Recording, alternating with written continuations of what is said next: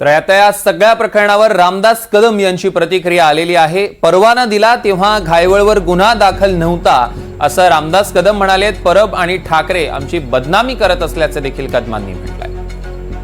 विधानसभेमध्ये विधिमंडळामध्ये मंत्र्यांना देखील आदेश देणारा अशा व्यक्तीने त्यांना सांगितलंय। तो पण न्यायाधीशच आहे। ज्यांनी योगेश कदमला सांगितलंय तो पण न्यायाधीशच आहे, लक्षात घ्या।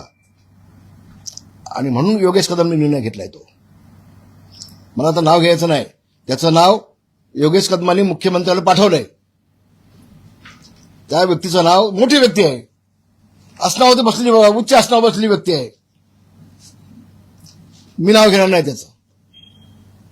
अशा व्यक्तीने सांगितल्यानंतर आणि त्यांनी शिफारस केल्यानंतर त्याच्या दृष्टीनं ही व्यक्ती ही स्वच्छ असेल असं असेल तर गृहराज्य मंत्री निर्णय घ्या।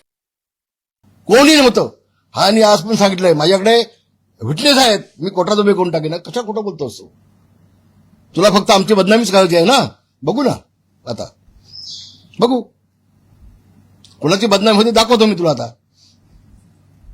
आणि म्हणून धादांत खोटं बोलून फक्त कदम कुटुंबियांची बदनामी कशी महाराष्ट्रात होईल हा एक कलमी कार्यक्रम व्हाया उद्धव ठाकरे यांनी करणं चाललाय। व्हाया उद्धव ठाकरे आणि करून चाललाय।